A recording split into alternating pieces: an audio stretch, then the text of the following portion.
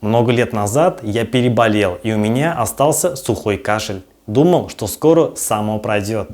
Но кашель так и не проходил. Я ходил в платную клинику, где выполнял все рекомендации, которые мне назначил врач.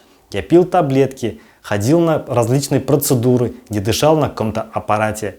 Это давало только временный эффект. Потом решил воспользоваться нетрадиционной медициной.